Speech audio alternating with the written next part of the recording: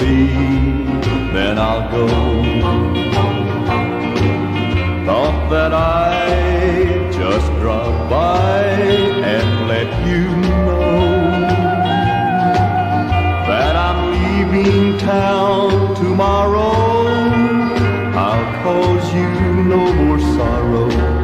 I'll just have a cup of coffee, then I'll go. I brought the money like the lawyer said to do. It won't replace all the heartaches I've caused you. It won't take the place of loving you, I know. I'll just have a cup of coffee, then I'll go.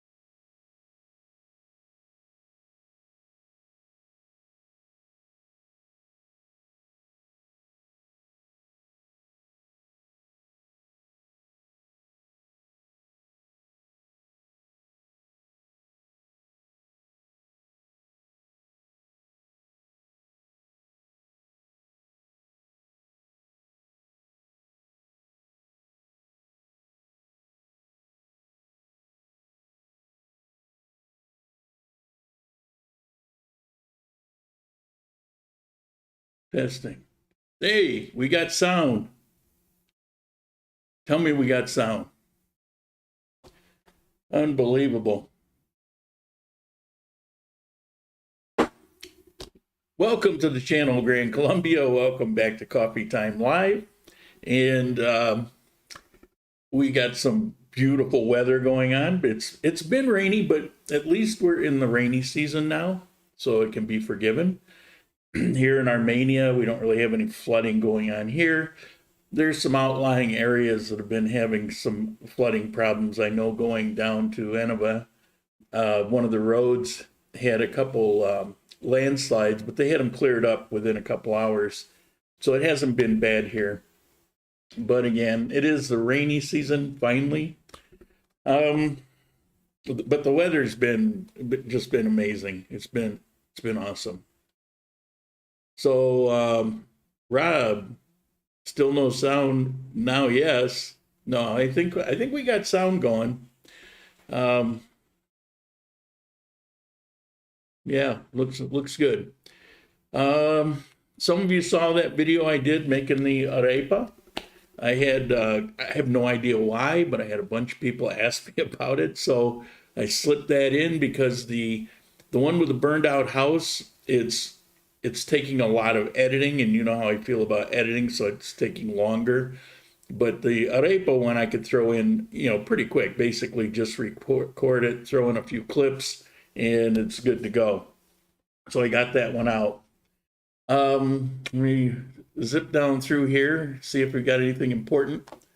Juka, as usual, sent in contributions before I got started. And he says, NATO greetings. Maybe, you never know. Rob, morning, Rob. Alfredo, this was actually, I think it was right after the show last week, and so I wanted to, it was for the live show, so I wanted to denote that. Mike, how you doing? Every time I ask Mike out on a date, he turns me down. I think he just doesn't like men. Sin nombre, no sound. Yeah, we're past that. Sound, no sound, no sound. No sound. Heard the clapping, nothing after that. No, okay, let me get past the no sound. There you go, hear you now. Yes. We have sound. HD chillin', thank you. I appreciate the contribution. Dan Spencer, good morning. Good morning, hello from Fort Lauderdale. Quick and important question. All the questions are actually come in the second half of this, but between Pareda, Armenia, Manizales, which one's better on health system? It's the same health system. This entire area is all very high quality. So between one or the other or the next, they're all great. Didn't someone give you 100 at the beginning? Yeah, that actually was from last week, right after the show. So I wasn't able to mention it, and so I'm mentioning it today. That was actually from last week.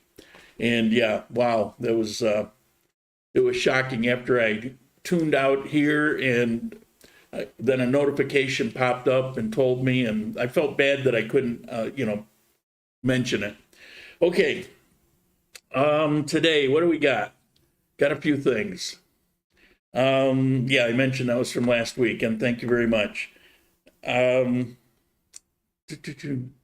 Okay, people say, does it ever snow in Colombia, aside from up on the high mountains? So let me show you this.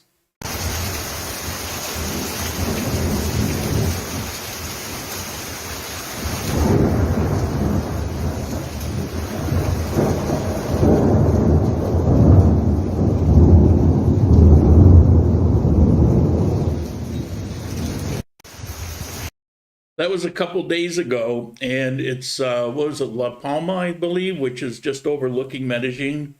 It's Medellin, but it's kind of as you go up the mountain out of Medellin on the northwest side, right up there. You can look from there down on Medellin, and surprisingly, it hardly ever snows. I've never seen it snow here, but they got a little snow there. So I guess, I guess it can snow. All right, what else I got? Bear with me. Oh, I had a couple people ask me, are we having baby food shortages here? Because I know in the US it's making all the news, you're having baby food shortages. And so I have to tell you that actually, no, we don't have baby food shortages. And the baby food shortages that are existing are actually existing in the U.S. as a result of the U.S. The FDA shut down production, and they shut it down, what, 2 months ago, I think, or maybe it was back in January. They shut down production. They said contamination, iron content, something like that. And, they're just moving at the pace of government when you have government involved. So it's a U.S. thing. And, but we also don't have men that get pregnant here. So, so we don't have a supply or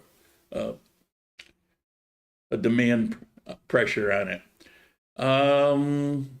Here in Armenia, something news. They just announced that they're going to be putting up smart streetlights. And if you drive at all, that's a welcome thing. If you've ever been here and been in the car with me, one of the things I'm always complaining about are the street lights. The way they operate, you can't see them half the time. It's crazy. So they're putting in a system that will regulate traffic and, the way they're supposed to work. It'll time based on what the traffic is. It'll be a traffic management. And I think what you're going to find is those streetlights are going to clear up a lot of issues about traffic in Armenia. So I'm really happy that that's coming. I told you this guy, he's active. I just love this guy. Other news in Colombia in general is coffee production is down 30%. Because it's been rainy and overcast so much that it's retarded the growth of coffee. And the good news is here in Quindío, they've had stockpiles, and so they're able to fulfill their contracts. And so, we're not skipping a beat here, but in general, throughout Colombia, it's been an issue. What else we got? Oh, there was some word going around. We had an earthquake. Well, not exactly. The earthquake was quite a ways west of here, north of Cali. We did feel a little shaking a little bit. It was pretty minor. If you've never experienced an earthquake, you might be, oh my God. But this is the kind of stuff you'd feel like every other week in California. You could feel it. It was there, but it didn't do any damage. As a matter of fact, it was only a 5.2, and at the epicenter, it didn't do any damage. So I don't know. People they get all wound up. They say, "Oh, all these earthquakes in Colombia," and you get far more earthquakes in the United States. Far more. Look at the earthquake notification. The U.S. Geological Society, USGS, and look at all the earthquakes there. I mean, like the one that staggered me when I first looked was Oklahoma. It gets on average a couple hundred a day. Earthquakes are going to happen. It's whether you have these big, massive disaster earthquakes. So yeah, we felt it here a little bit. I felt the house, sway a little bit. I was on the second floor when it happened, but I could feel there was nothing serious about it. Okay, today I got a little bit of a story to tell you, I guess. Well, not so much a story, but a long ass opinion. Something else that's come up. I get quite a few emails and comments on the videos and messages. I would say in a week, I probably get between 100 or 200. It's gotten pretty busy. I get more messages than I get viewers, I think. Let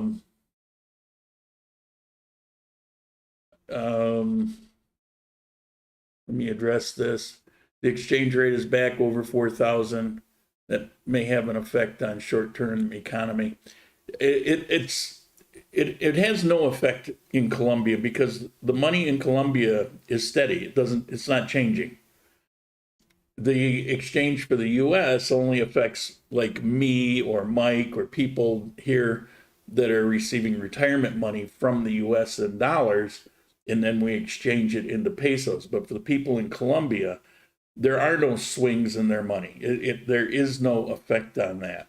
And most everything in Colombia, everything you can think of for the 99% of it, 98% of it that you need to live is here in Colombia. I had a conversation the other day with someone. I'll actually talk about visiting him a little later, but he was talking about the inflation rate in the United States, and if that happens here in Colombia, you know, how disastrous is it going to be if the inflation rate in the U.S. is around 9% and the rate here is around 7%? You know, what's going on? And I told him that there's no place I'd rather be than right here. You know, so why is that? Okay, in the U.S., what is hitting you on inflation? First of all, everything costs more, so the percentage it has a different effect. But what are you getting hit with? Rent, housing costs, gasoline prices, heating oil prices. All of these things are big ticket items. They're the most you're going to spend in a budget, whether you have inflation or not, right? Here in Armenia, for example, rent's pretty much the same.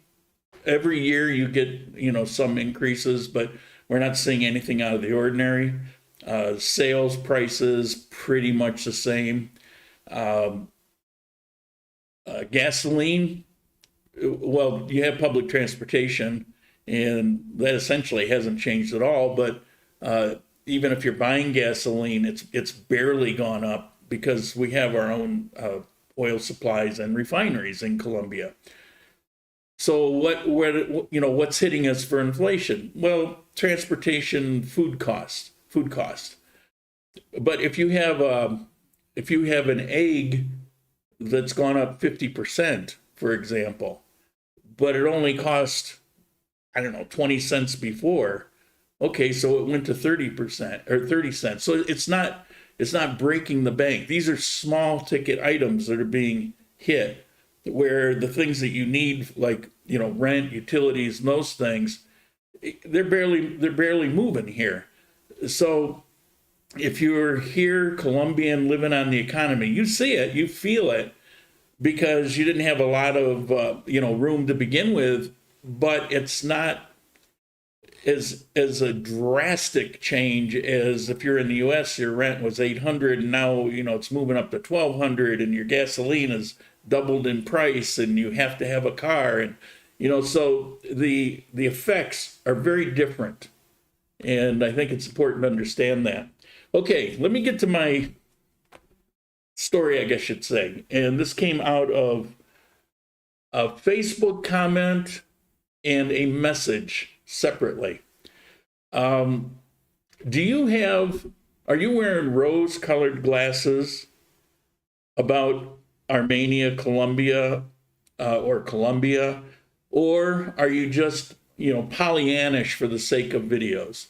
And the point of it was, you're always saying positive things and you don't really talk about the negative things. Well, one, I would argue that that's not the case. But let me address my view of Colombia. I think it's important, and I've done it before. Regular viewers know maybe I'll talk about some things that I haven't mentioned before. Okay. For much of my life, I lived in upstate New York. Now, in upstate New York, it's like Mayberry. I mean, you don't have to lock your house when you go out. You don't have to lock your car. It's pretty trustworthy. And I remember telling the story once. I was in Rochester City in upstate New York one time, dead of winter. Wind was blowing. The sidewalks were really icy. And I'm hustling to get somewhere. It was downtown. And apparently, I dropped my wallet because about 2 blocks down the street, someone was yelling, and I'm hearing the wind carries voices away. So it was, they had been running and slipping on the ice, and and trying to get me where they could catch me and hand me my wallet back. And that wasn't like a huge surprise because it's what you do, you know, and, you know, so life is really nice in that part of the world. It's very safe, it's secure. Yeah, you get some crime, but half of the crime that you hear about there, it's laughable. On the other hand, I was living in a country where you know we'd see news about Chicago and all the terrible things going on there, and LA and riots and burning buildings and crime, and throughout the country there were all kinds of horrible things that were happening. You know, be it a mass murder or a, what do you call them, a serial killer or things like that. So, you know, here I am sitting in my little isolated world in upstate New York where we don't experience these things except on TV. Well, that's how it is in Colombia for me.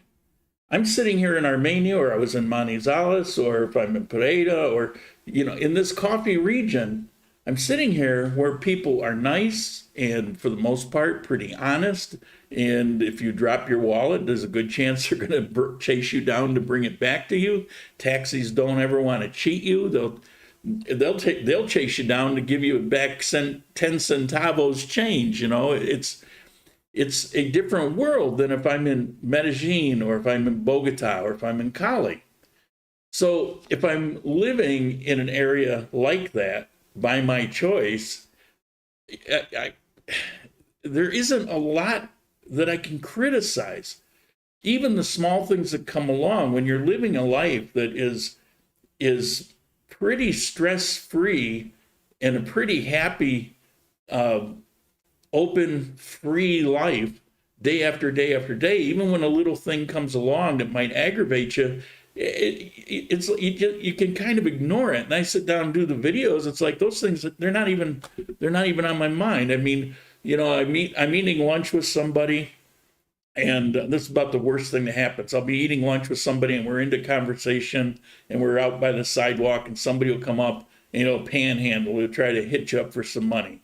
Yeah, okay, so you get past that one, and every once in a while, you might get 3 or 4 in a row come by. You know, it's like, it's really annoying because you're trying to have a conversation, and but is that anything to be upset about? Or, you know, it's I'm going to go make a video talking about it. It's such a minor thing that doesn't occur that often. It isn't anything to be all worked up over. So it's not that I'm sitting here, you know, being Pollyanna for videos. Positive videos will make more money, get more viewers than if you're negative about something. So is that the case? Well, these videos aren't monetized. And so the only people that are contributing to this channel are the ones that are already here watching it. And so there's no expansion of the channel. As a matter of fact, YouTube has my algorithm shut down. I don't get new subscribers anymore. I've been stuck at around 3,800 subscribers for 2 years now because they have that kind of shut down.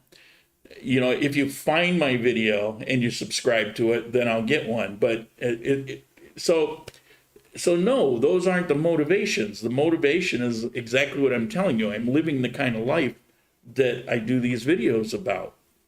So I think it's important to realize that. Now, for example, I've been to Cali, I don't know, more than a dozen times.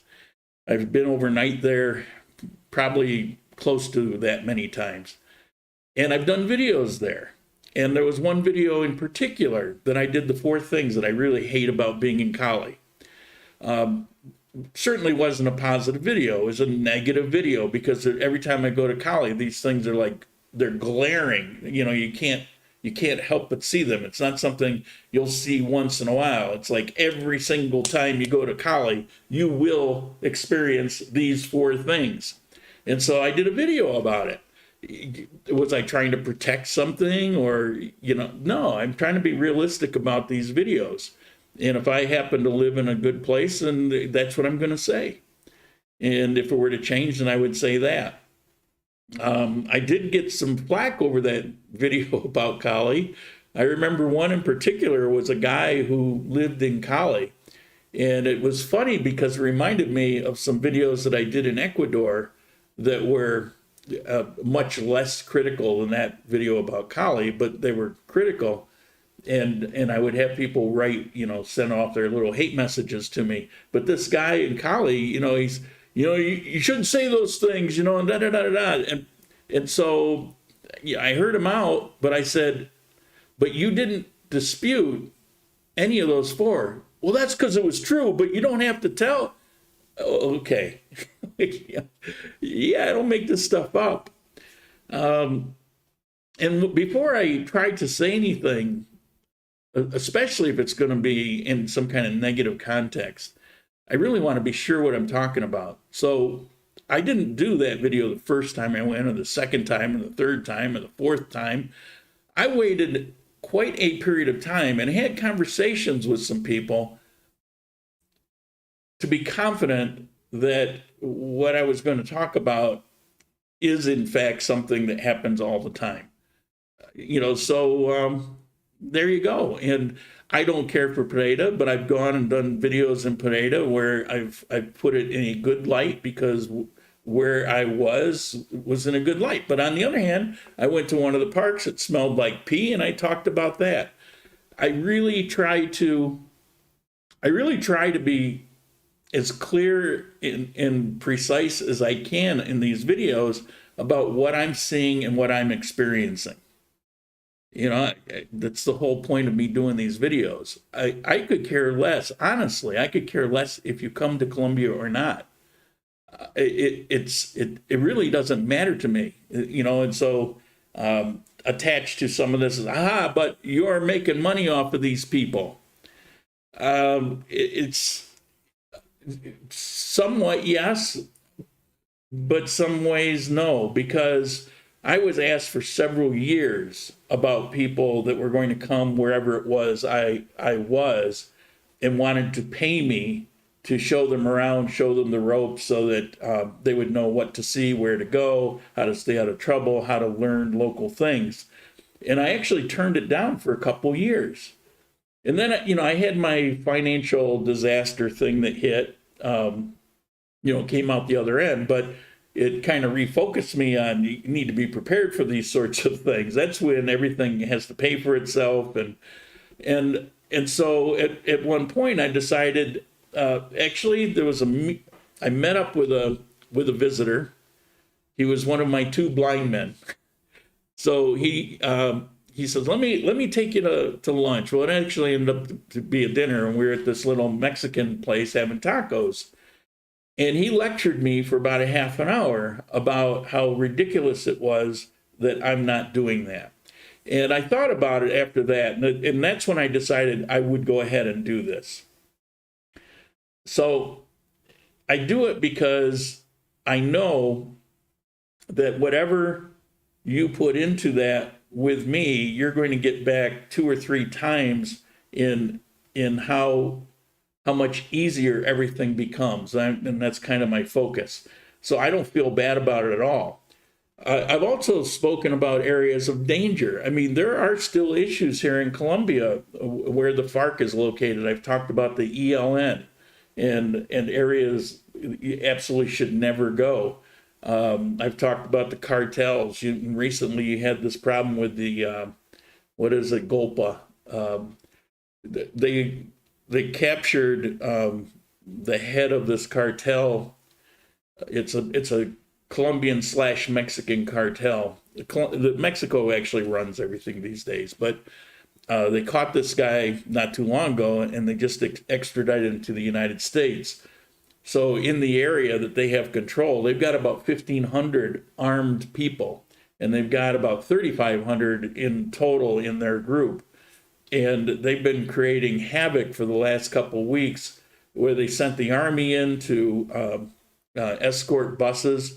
And it's in an area close to the coast, on the road. If you take Medellin, the road from Medellin to Cartagena, there's an area closer to Cartagena, closer to the coast, where the bulk of them exist. And so there's been issues there.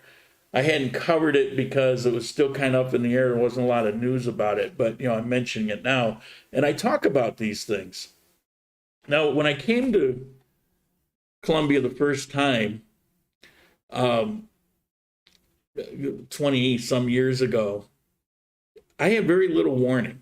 It's like, hey, there's this job offer.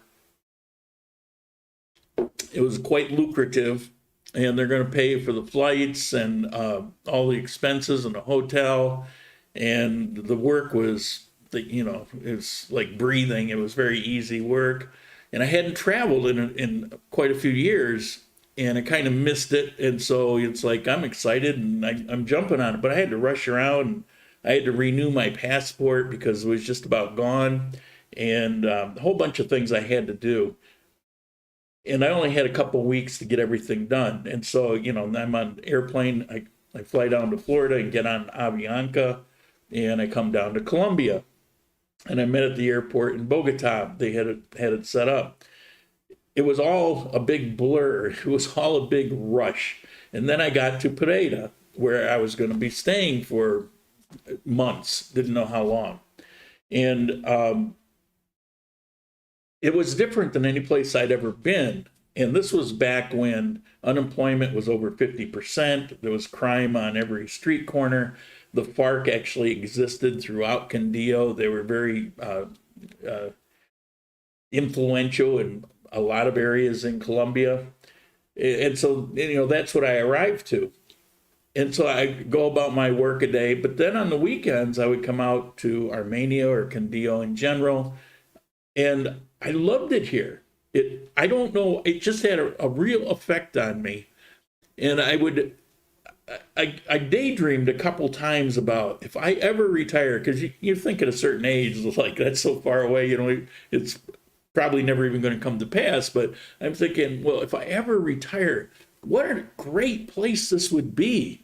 It's like, I'm not getting enough of this. I really want to be more here, but, working and, things like that. And then I get proposed to, and I end up getting married and go back to the U.S. and, get on with my life. So I have a personal reason why I have good feelings about Quindío. Those feelings have stuck with me all those years, and even though I went to Ecuador for reasons I've explained before, and then ended up, I had to come back here, and so I'm back here. So all the reasons and motivations have nothing to do with being Pollyanna for videos. If I were to sit here and be like that, it would serve no purpose. It's not like if I got 100,000 viewers tomorrow, YouTube's still not going to pay me a dime. So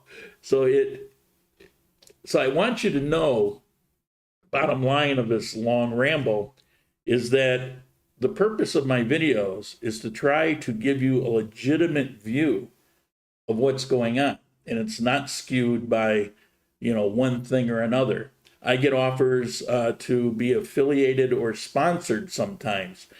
And I pretty much, I turn them down. I made an exception on the Hey Mondo insurance because so many people asked me about it, and I found out that it was, good priced and reliable. So I did that.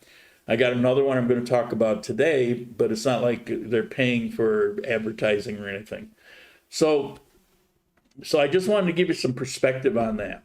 Okay, now, blind man number 2, and I know that's a terrible way to describe somebody. His name is Mark. He came 2 or 3 years ago, and I met up with him, and then he went to Manizales, fell in love with it, and he's been living there up until just a few weeks ago, and he's moved to Armenia. And he invited me over to his house. He has this idea he might want to turn into a bed and breakfast. It's a huge house. It's very unlike most houses here. It's very much like a very nice house in the United States.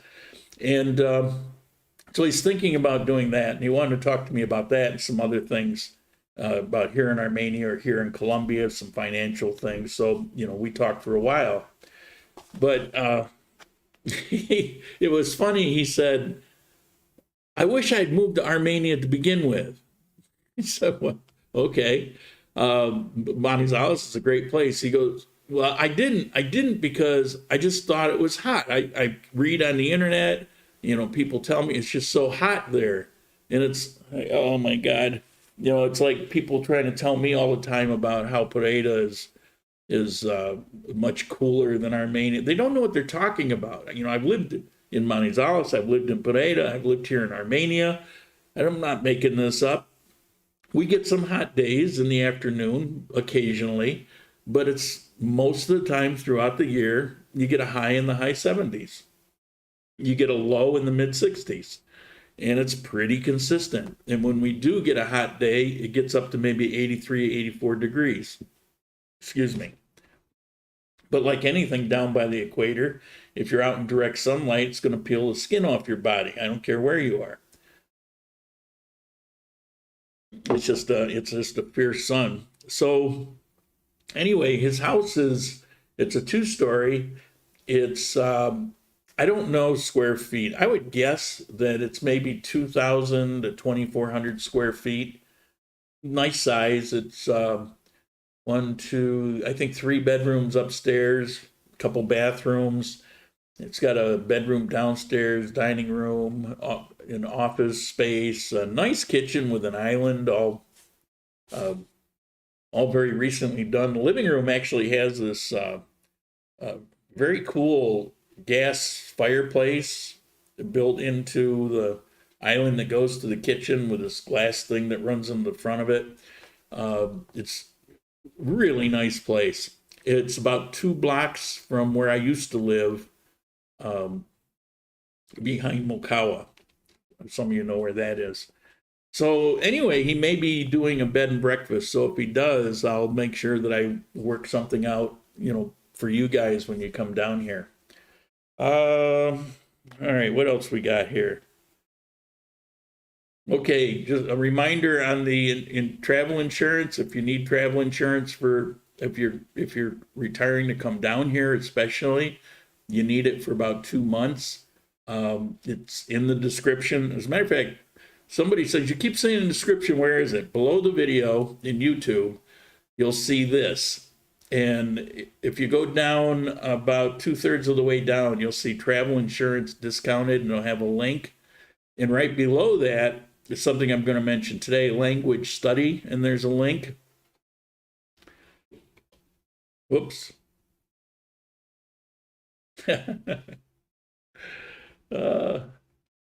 Sorry about that. I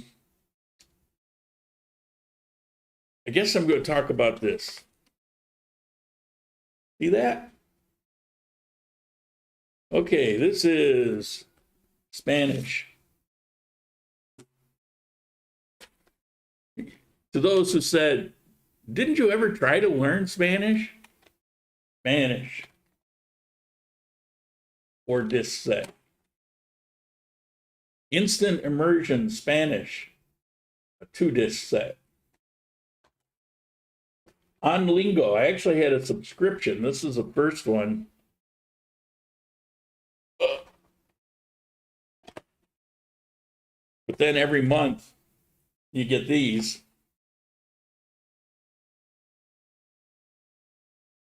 That was an expensive proposition. And then, of course, maybe the best of them, the Rosetta Stone, with lots of discs. So, have you ever tried to do Spanish? I should mention Duolingo. I don't learn well that way. I've been through these things. You know, I should be conversationally fluent with all the stuff I go through those things, and tomorrow it's gone. Won't retain it. We learned in different ways. That doesn't work well for me. Now, I did some research recently into this because I've been talking to some local people that have learned English and asking, I keep hearing the same thing. Where did you learn your English? Well, they get a little English in school, but you know, people can't really, they can't really speak English. But you run into some people, they can. And it's like, wow, your accent's pretty good. Your English is really not bad. How did you learn it? And I hear it over and over again. Music and TV or movies. TV, movies, and music. And I watch movies and I'll put Spanish subtitles, but I'm into the movie and I don't really pay a lot of attention to it. But it got me thinking about it, and so I've decided, you know, some people do really well with personal instruction, and that's probably, that's a pretty good one for me. Immersion in a group where you're forced to use Spanish is not bad. For me, the best way is to just go out on my own and do whatever I have to do in town and be forced into it. And sometimes things will come out. I struggle with how fast people talk. There's all kinds of different ways people talk. Some people slur their words. It can be very difficult. One person can say something I understand clearly, another person will say it and I don't have a clue what they're saying, and it could be the exact same thing. So I struggle with those kinds of things.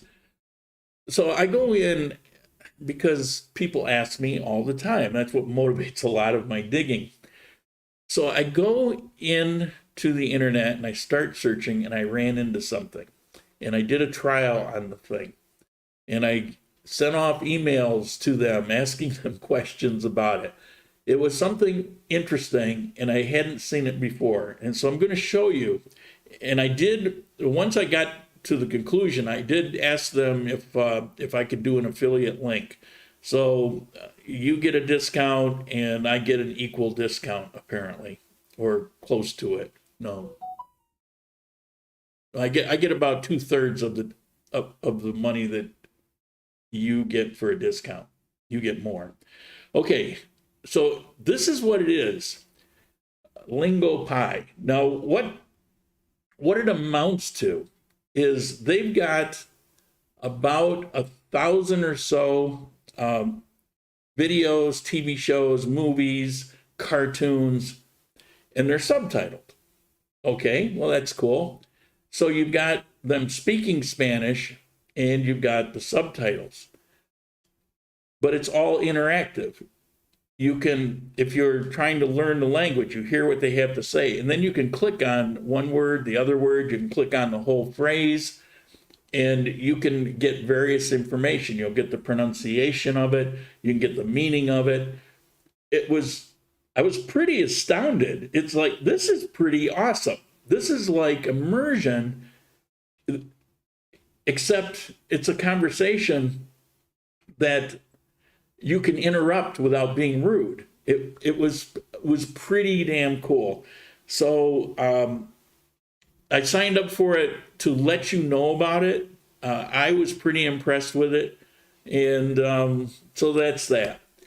Also remember, Alejandra is doing personal lessons either on the internet by webcam, or like Mike, she goes, I think, a couple times a week right to his house and gives him personal lessons. Okay, let me see what I may have missed here. I love Armenia too. Would a golf cart be a good option for local travel in Armenia? Absolutely no. It would make no sense.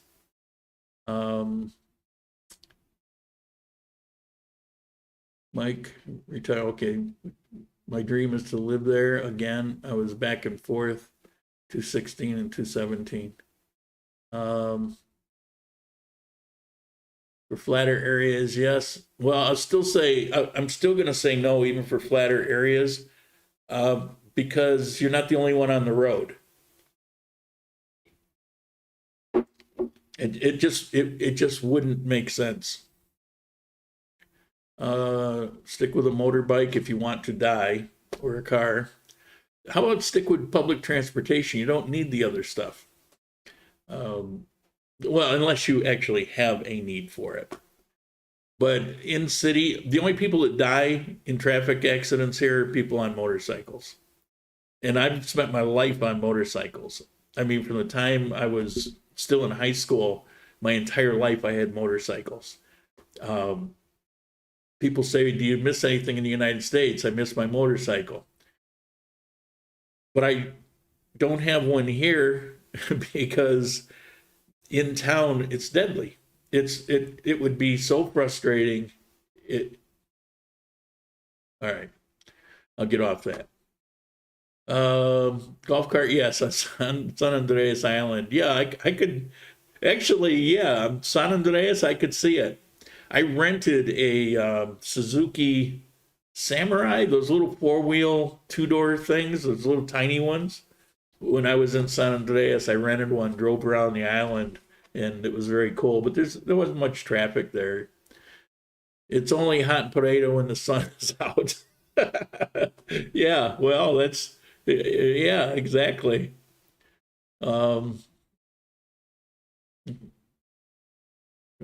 If you want hot, go to the coast. Yeah, well, I won't argue with it. It's much hotter there. Lauren, Spanish is better than he lets on, especially his comprehension. No, I don't know what the hell you're talking about. Does it work? Italki has dozens of teachers as well. You see, the beauty of it is some people do this and it works perfect for them. I don't know where I am on the list of, you're going to have this method works great for 20% of the people, and this method works great for 40% of the people. For all I know, I'm at the last 2%. But I thought I would mention it because if I struggle with it, maybe there's other people that also struggle with it. I don't know why it's so difficult for me to retain it. It's almost like I would have to do these lessons over and over and over again for a week or two before I move on to the next one. The problem with that is I couldn't bear to do that. I've actually tried, and it's just too boring. I don't have the patience for it. I'm not first, I'm not last, but when Grand Columbia live streams, I click really fast. Well, thank you. Any recommendations on a hostel to stay in at San Andreas for a couple? No, the only thing I know, I was only there for 10 days. I stayed at the, that group out of Spain. They have a chain of hotels on the island, and it's an all-inclusive thing. And I paid one price, and it was good in all of the hotels. So I could go to a dinner in the restaurant in this hotel one day and go to another one. So you'd have a French restaurant, a steak restaurant, a buffet restaurant. You'd have different types, and you'd have different entertainment. Like this one might have salsa, and this one might have a comedian, and this one might have, it was kind of like a cruise ship kind of thing on the island, and a lot of different types of hotels.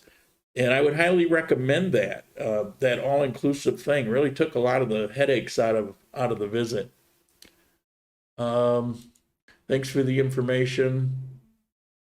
I don't know who Lawrence is. I'm not Lawrence from Ecuador. You're right. 3 years ago, I started a relationship. Ecuadorian woman. Before the relationship started, she had to ask permission from their parents and relatives. Yeah, it's very formal there, and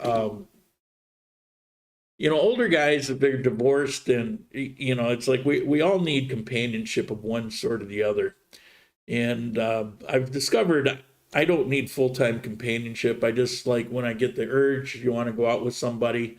And so I've got a group of friends and where I can accomplish that. But most normal, sane, well-adjusted people, at some point they want to have a partner.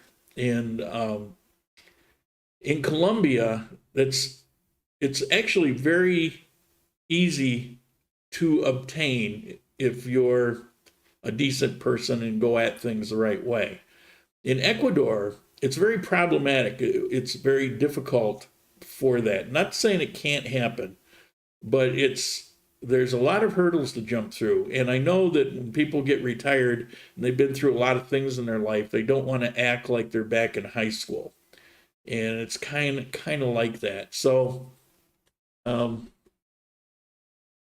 you know, I guess I can't really say if it's good or bad. It's just how it is there. Duolingo is great because it helps with vocabulary. Duolingo's all right. I think some of these are better, but Duolingo is simple.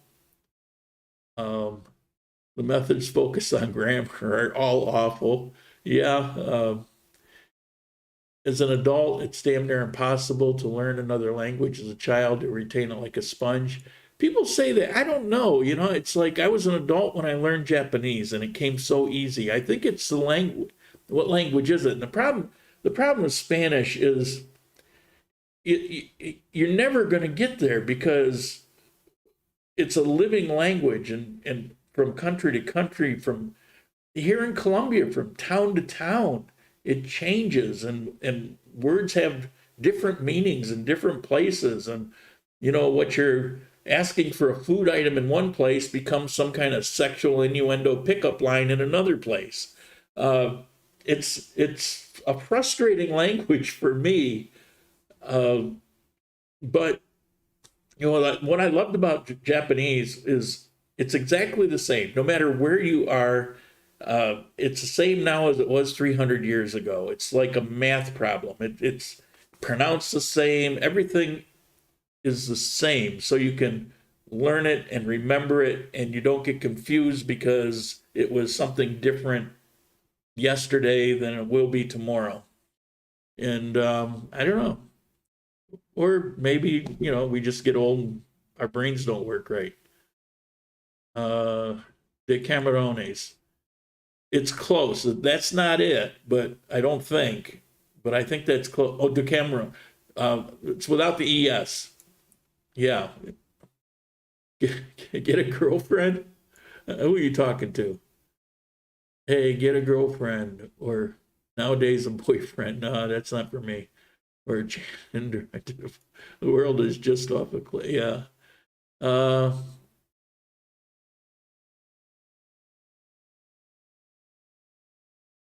Yeah, language is going to be tough. And the nice thing is when you have people here in Armenia the way they are, as friendly and forgiving as they are, they're so helpful. You know, it's like it's why I don't feel pressured to do this kind of stuff. I figured that these days it's like whatever I pick up, I pick up. If I improve as I go along, I improve. If I don't, I can still get by because people are just so nice about it here.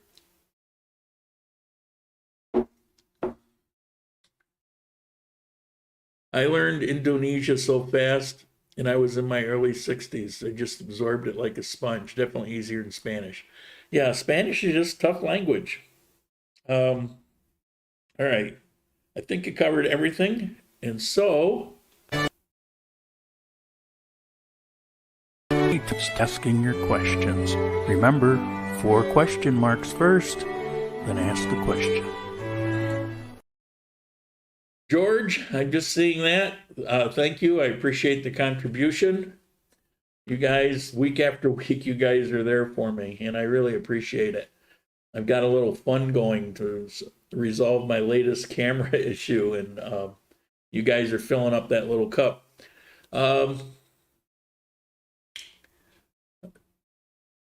the language, just learn how to dance local music. It's universal. You know, that you say that as a joke, but it's true that living here amongst people that are the way they are and are so full of life and are so free, and I'm generalizing here, I'm so free of being judgmental that it's just come, you know, if you come here, just live your life and don't stress about it. Don't worry about it. Let it come as it comes.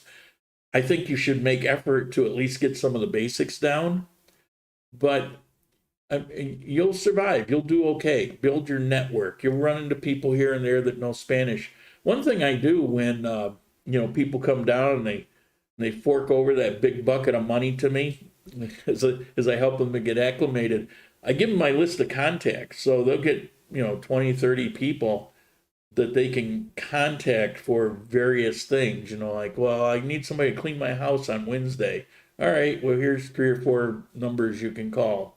Or find an apartment, or help with insurance, or whatever it is. I need to pick up a chair I bought and I don't know who can pick it up and bring it to me, and all of those things. I've got a little list that I give. Learn to dance. The sky's the limit. Yep. Mike, Alfredo, same problem as Lauren. The next day I've forgotten most of it, what I learned the day before. Slowly improving. Whoops, there. Yeah, Mike, I mean, I'm not surprised that you and I are similar in that. I think you're very smart in what you're doing. I think I'm so anti. I don't like to have people around me too much. So even if I had lessons like every Tuesday and Thursday, I don't want to be locked into any particular date. I would want it to be, well, I'll call you when I'm ready, and then it just, I don't know. I'm very finicky. I'm weird about my life, and you wonder why, I can't have a girlfriend. It's me. It's all me. But I think for most normal, sane, adjusted people, what you're doing would be pretty cool. Absolutely, any training will help. Just don't be overly optimistic and expect too much, because it's what caused people to quit out of frustration. Man, that is so true. Don't expect anything. Any improvement is a positive thing, because if you go in with expectation, I have people say, well, I got a year before I come there, so I'll be all set by the time I show up. And no, you won't. No, you won't, because you're going to go into it and then you'll be kind of burnt out on it. That'll disappear and time will slip by. The next thing you know, you're getting ready on a plane to come down here and you don't have 2 words that you can use. I mean, come on, we've all been through it. We all have had those intentions, and then we're down here sounding like me, like an idiot. I can speak Spanish like a 3-year-old. Howard, thank you. Thank you. I appreciate that. Okay, we got 4 questions here.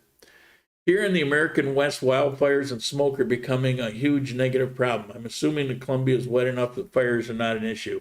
That's correct. That was something that surprised me in Ecuador. Part of the year, forest fires are a big problem there. And they've got a water management issue. It's like 6 months they get endless rain, and then 6 months it's dry as a bone. Here, it rains pretty much every day. Like I say, here in Armenia, it's usually in the afternoon or mostly in the evenings, with exceptions of a couple times a year. It's always green. It never turns brown. I never hear about forest fires here. I don't think they exist. I mean, maybe they do. Oh, you're going to ask me an impossible question. What's your favorite thing about Armenia? Also, do you have a favorite place in the city you like to hang out? I like to hang out at my house. I like Parque Fundadoras, sitting outside, having a coffee or a juice, and watching people go by. Sometimes I'll go to the mall and the food court and do the same, but not very often. It's kind of too many people. But sometimes it's cool. But I spent, this is kind of a full-time job for me, and happily so. And I spend a lot of time here working on things. Researching things or preparing things or editing things. So my life isn't one to pattern. My favorite thing about Armenia, life, just living here. You know, the weather is, even when it's bad, it's acceptable. I mean, it's never too cold, it's never too hot. I mean, the worst that happens is you get some rain when maybe you weren't expecting it. Carry an umbrella. You know, it doesn't really faze me. I guess the number one thing is they're the nicest bunch of people think I've ever run into anywhere. And it's not because it's Colombia, because I won't say that about everywhere. Colombia, Manizales, for example, I lived there. People were very nice, but they were more formal. Here, they're more like family. There's no formal barriers. You just get drawn into things, and it's good for me. When you're kind of a hermit type of person, sometimes you need to be drawn into something. And so it suits me, and it's kind of my mental health antidote, being around that kind of climate with those people. You know, I like that it's reasonably priced compared to other places in Colombia. I like that it's not, you know, if we're going to compare, you know, Medellin, I'm always saying what I don't like is the size, the traffic, and the pollution, and that's all true. But I also don't like how people have become so jaded there, and so much revolves around transactional money, you know, that kind of thing. And I like here that that's just not the case. Well, you'll have people here. I'm generalizing, but generally that's not the case. So I always wondered how these peddlers in Colombia get by selling gum, lollipop, and cigarettes, make enough to survive. Well, that's a good question, but it's not a forever job. First of all, if you're down and out, you lost your job, you're flat broke, you need some money, what do? Well, let me go out and earn it somehow. So they do that, and then they build up. And I've given the example of my favorite tacos in Armenia. You know, the guy began making tacos out of his house and going to different events around town and selling tacos. And then he got a cart. And I first ran into him. He was at there was a special event with like a Taste of Armenia, where there are food samplings from all over Armenia at this event in Parque de la Vida. And so I went there with a friend, and I saw the tacos, and I said, man, those look good. Those look like, you know, like the kind I like. And so I bought them, and he had this little cart. Well, then he got a place outside of a restaurant a block from where I lived in Provenza. And so I would go up there a couple times a week and get my tacos, you know, from there. And then he got a restaurant, and he moved into that restaurant. So it's a matter of progression. So, you know, they're out there, they're selling the cigarettes and the gum. They want to make more, they'll invest, maybe get themselves a cart. Maybe they'll end up getting permitted to be in a particular place. They'll become more popular. They'll earn more money. Maybe at some point they get themselves a little storefront. I don't know everybody's story, but I know that the population here is very industrious, and they like to try to achieve. You see achievers, you know, all over the place. So, you know, that gets them a start. And I love that they're not hassled. Like I just saw something in Cuenca, or Ecuador, that was shocking. They have what's called citizen police. These are just Joe Blows that put on a uniform and they go out and act like, I guess, like a neighborhood watch. But they're given equipment and authority as if they were police. So they'll be out there with riot shields and helmets. And I saw this one where there was this woman who was without a permit on a cart selling, I don't know, pick something, chicken on a stick. I don't know what it was. She was selling something. And they stopped their truck and piled out. There was 3 vehicles, and there was about 15 of them. And they ganged up on this woman, and a guy was coming to a rescue, and they surrounded him, and they pushed They're pushing him back with the shields, and he fell to the ground. Basically, they took her cart, threw it up in the pickup truck, you know, somebody's grandmother, and they're just abusing these people and get in the truck and drive away. You don't see that kind of thing here. You can, you know, you are supposed to have permits to be in a stop, but if you violate that, they're not going to beat you up. You know, they're very forgiving here about people that are in a bad situation. If you're trying to work to better your situation, people are supportive of it. I remember one time I was with a friend, and she was very poor. Or at least for a period of time, she was very poor. And so I'm walking down the street, and there's this guy that he's missing his leg, and I would always go by with coins, and I would throw it in his cup. Nice old guy.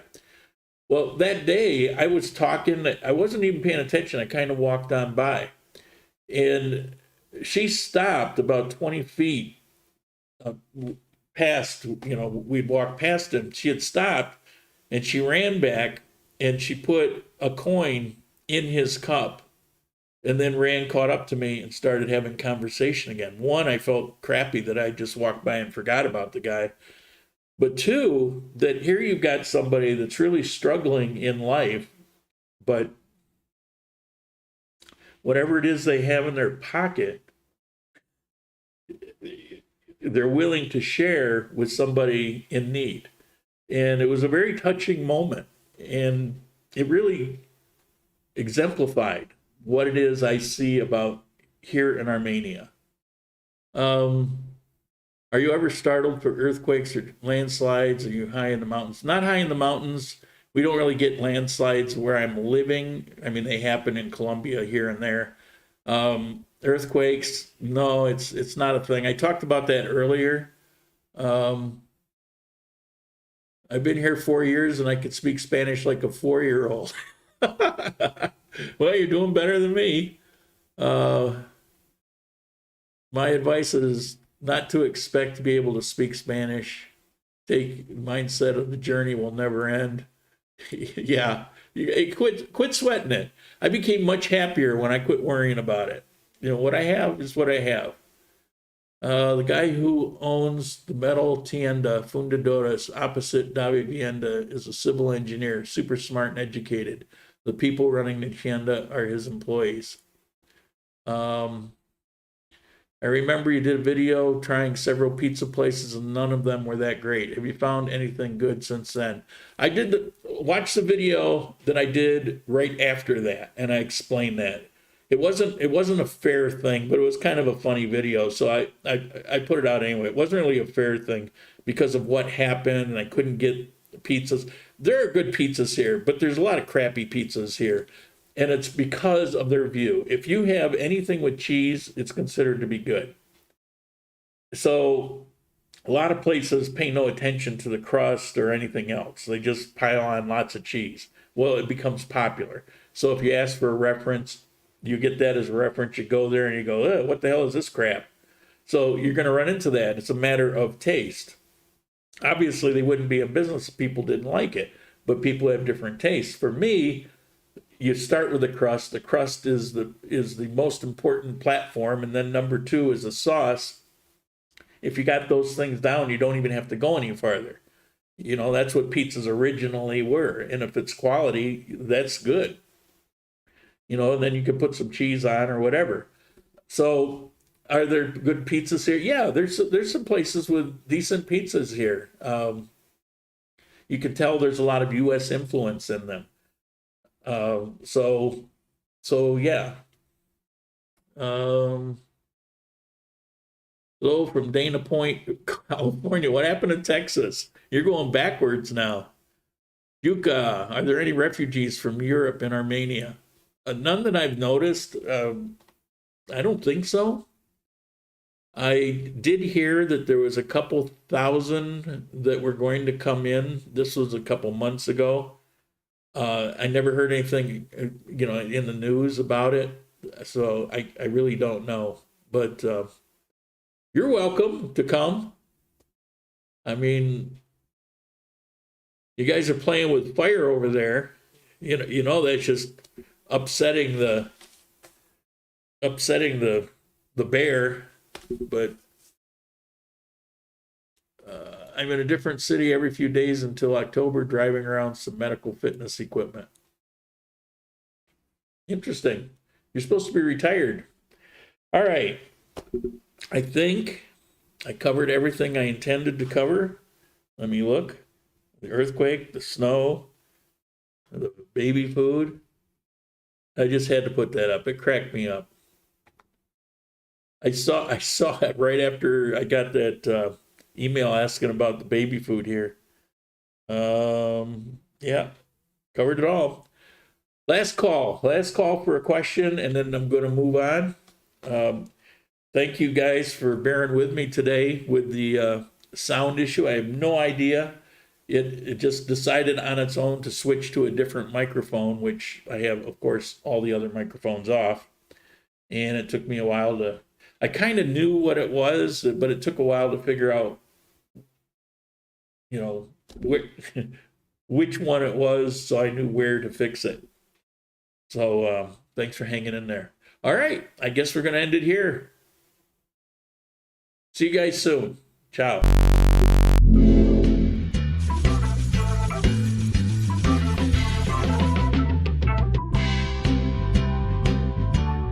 Okay.